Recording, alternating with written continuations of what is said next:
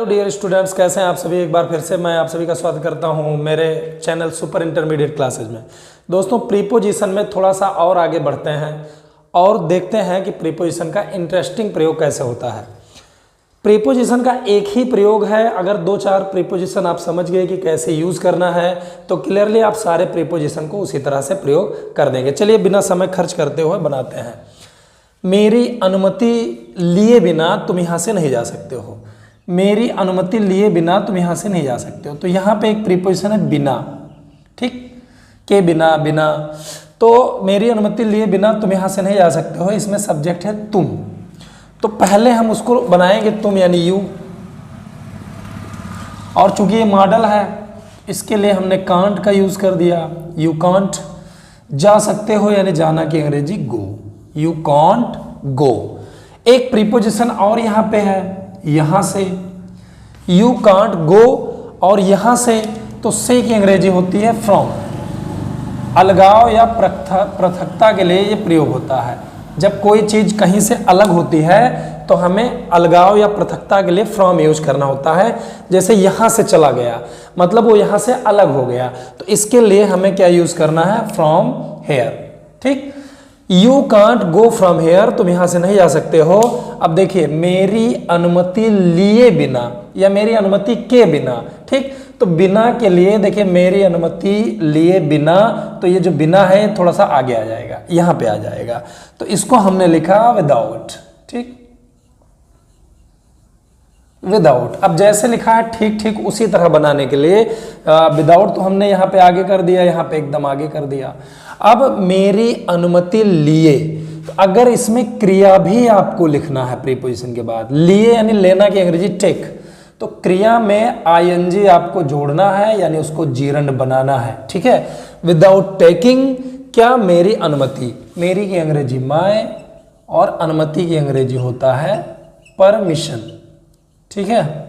Without taking my permission, ये ऐसे भी हो सकता है, विदाउट माय परमिशन भी हो सकता है, लेकिन अगर ये वर्ब लिखनी है तो वो प्रीपोजिशन के बाद लिखना है और उसमें आईएनजी जोड़ देना है।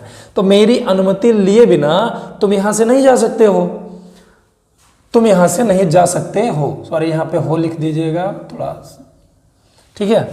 तो ये हो गया, you can't go from here without taking my permission. चलिए चलते हैं अगले सेंटेंस पे।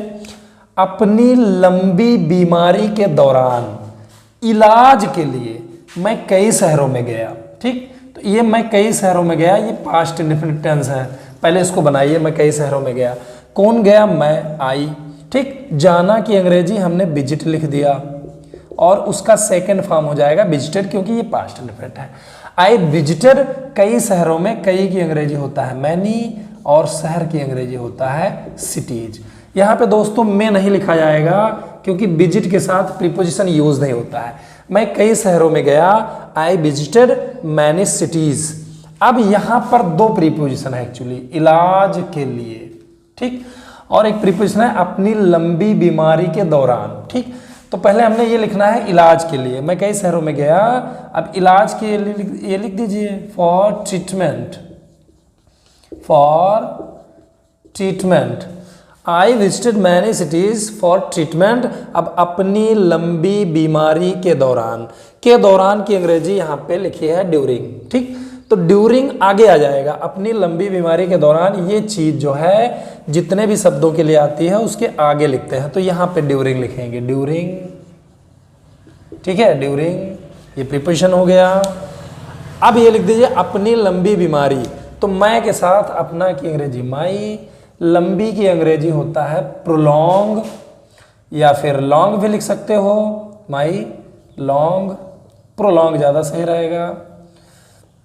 या फिर एक अच्छा शब्द लॉन्ग लास्टिंग, लॉन्ग लास्टिंग मतलब ज़्यादा समय तक चलने वाला, माई लॉन्ग लास्टिंग। और बीमारी की अंग्रेजी होता है डिजीज, या फिर आप लिख सकते हैं सिकनेस, ठीक है। तो ये आपका प्रीपोजिशन तैयार हो गया। I visited many cities for treatment during my long lasting sickness, ज़्यादा लंबे समय तक चलने वाला बीमारी, या फिर लंबा चलने वाले के लिए हम लिख सकते हैं प्रोलॉन्ग्ड, ठीक है। तो इस तरह से आपको ये सेंटेंसेज आपको बना लेने हैं।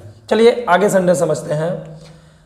दोस्त, मैं तुम्हारे खिलाफ अब एक शब्द भी नहीं बोलूंगा दोस्त, मैं तुम्हारे खिलाफ अब एक शब्द भी नहीं बोलूंगा। तो इसको जब हम बनाएंगे तो दोस्त को संबोधित किया गया है, तो इसको हम पहले लिख देंगे फ्रेंड, पहले इसको तो हमने लिख देना है फ्रेंड। अब मैं तुम्हारे खिलाफ एक शब्द भी नहीं बोलूंगा, तो इसमें प्रीपोजिशन है तुम्हारे खिलाफ। खिलाफ की अंग्रेजी आप यहां देख सकते हो अगेंस्ट, ठीक है, के खिलाफ, के विरोध, ये सब लिख सकते हो। तो ये बनाइए, मैं अब एक शब्द भी नहीं बोलूंगा, पहले इसको बना दीजिए आई के साथ विल नॉट, जिसको हम शॉर्ट में कर देंगे वॉन्ट। आई वॉन्ट बोलूंगा, बोलना की अंग्रेजी हो जाएगा स्पीक। पहले पूरा ट्रांसलेशन बना लीजिए, टेंस आना चाहिए, टेंस नहीं आता है तो दिक्कत हो जाएगी। फ्रेंड आई वॉन्ट स्पीक, क्या बोलूंगा, एक शब्द भी के लिए हमने यूज करना होता है even. I want speak even a word, एक भी शब्द, इवन अ वर्ड। अब भी लिख दीजिए now, I want speak even a word now. अब ये हो गया तुम्हारे खिलाफ, तो खिलाफ आया है तुम्हारे के लिए, तो हमने इसको आगे कर देना है। खिलाफ की अंग्रेजी होता है अगेंस्ट, खिलाफ की अंग्रेजी अगेंस्ट। अब तुम्हारे के लिए हमने इसको ऑब्जेक्टिव केस में लिखना है यू, तो आपका प्रीपोजिशन बनके तैयार हो गया अगेंस्ट यू। दोस्त मैं तुम्हारे खिलाफ अब एक शब्द भी नहीं बोलूंगा, friend I won't speak even a word now against you. ठीक है, नाउ को लास्ट में भी लिख सकते हैं। ठीक है, चलिए चलते हैं 4th नंबर सेंटेंस पे। ट्रेन के अंदर बड़ी भीड़ थी, ट्रेन के अंदर बड़ी भीड़ थी। ये ट्रांसलेशन आपका बनेगा देयर से, THERE, जो इंट्रोडक्टरी होता है। भैया जब हम किसी को इंट्रोड्यूस कराते हैं कि भैया ट्रेन के अंदर बहुत भीड़ है, कमरे के अंदर कुछ लोग हैं, ठीक है, कुएं में एक जो है मछली है, तो ऐसे जब हम किसी को इंट्रोड्यूस कराते हैं तो हमने उसको देयर से बनाना होता है। तो यहाँ पे हो गया देयर, और चूंकि इसमें वर्ब ऑफ एक्शन नहीं है तो वाज वर्ब से बनाएंगे। There was a big crowd, a big एक बड़ी, क्राउड यानी भीड़। There was a big crowd, train के अंदर, तो ये आपका प्रीपोजिशन है के अंदर, ट्रेन से पहले आ जाएगा तो उसकी अंग्रेजी हमने लिख देना है इनसाइड। यहाँ पे के अंदर की अंग्रेजी आप देख सकते हो इनसाइड यानी के अंदर, इसकी अंग्रेजी हो गया इनसाइड। आप फिर लिख देंगे ट्रेन। तो ऐसे सेंटेंस को आराम से आप बना सकते हो, और ये हो गया आपका preposition. There was a big crowd inside the train. चलिए चलते हैं इस सेंटेंस पे। मैं इस आदमी के चरित्र और आचरण के बारे में सब कुछ जानता हूं। तो पहले इस ट्रांसलेशन को हम बनाएंगे, ये चूंकि प्रेजेंट फिर टेंस है, तो आई फिर जानता हूं, ये प्रेजेंट फिर टेंस है तो हमने इसको बनाया आई नो, मैं जानता हूं। सब कुछ यानी सब कुछ की अंग्रेजी एवरीथिंग। ठीक, ये बन गया आई नो एवरीथिंग, मैं सब कुछ जानता हूं। अब इसको हम बनाएंगे इस आदमी के चरित्र और आचरण के बारे में। तो के बारे में एकदम आगे आ जाएगा यहाँ पे, बस यही इसका नियम है, के बारे में आगे आ जाएगा। तो इसके लिए के बारे में की अंग्रेजी हमने लिख दिया अबाउट, जो कि यहाँ पे लिखा हुआ है, आप देख सकते हो अबाउट मतलब के बारे में। फिर ये लाइन से लिखे इस आदमी के चरित्र, तो यहाँ पर के की अंग्रेजी एपोस्ट्रॉफी एस का यूज होगा, क्योंकि यहाँ पे अधिकार का बोध रहा है और ये सजीव है।